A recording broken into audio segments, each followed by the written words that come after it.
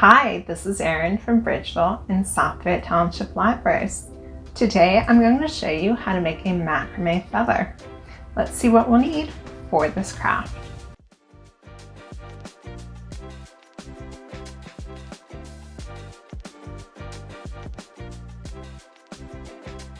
For today's craft, we'll make a small macrame feather, and for the macrame you will use a square knot for the whole thing, and I just use some string for this. And you will want to cut one 12-inch string and fold that in half, and then on the loop part you want to tie a knot, and I've secured mine with a clipboard. You could do some tape. You just need a way to stop it from moving around while you're tying your knots. So I've cut several different lengths of string. I have a 10-inch, an 8-inch, and a 6-inch length, and I cut about 10 to 12 strings for each length. If you need more, you can cut more. You always want to have an even number because it takes 2 strings to form one knot. And another thing to keep in mind is that you'll be folding these strings in half. So the 10-inch will actually be a 5-inch string. So bear that in mind. Now let's get started. So I'm going to take one of my strings, fold it in half, and then I'm going to slide it under my center here. And I'll take my second string, fold it in half, and this will go up through this loop from the bottom. And then it will go over the middle, and the 2 tails here will go through this loop from the bottom. So it makes a sort of pretzel, and then I will pull that tight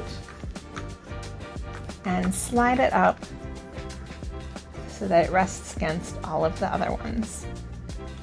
And I'm going to, like I said before, alternate what side I tie the knot on, and that'll form my feather ridge.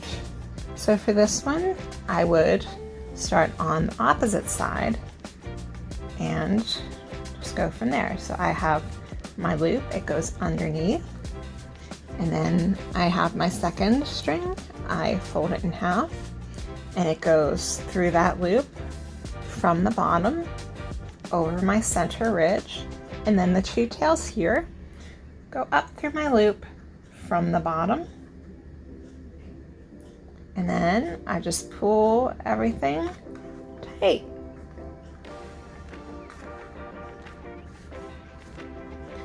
And I'm going to keep working at that. I'll probably go to a different size string now, since I'm about partway down my thread here, and we will shape the feather more at a different step, and I'll check back in later.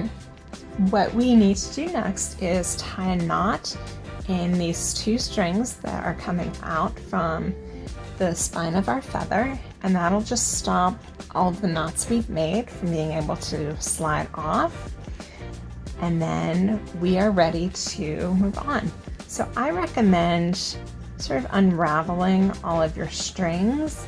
You don't have to, but I think it makes what we're going to do next a bit easier. You just kind of pull them apart, sort of like that. And then you'll need a brush with some stiff bristles. I have this one here, it's a doll brush. You can see the metal bristles. You could use a pet brush.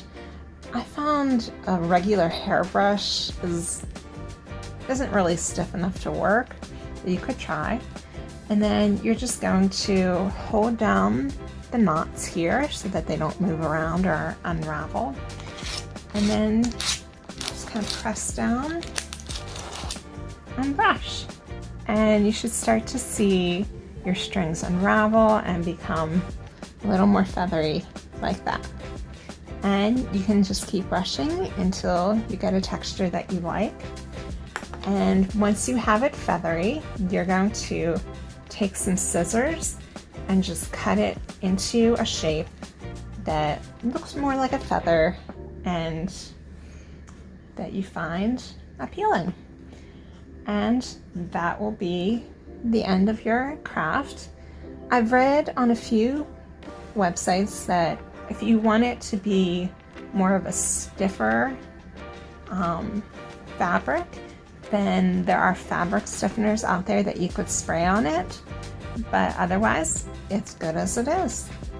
So thank you for tuning in and have a great day, everyone.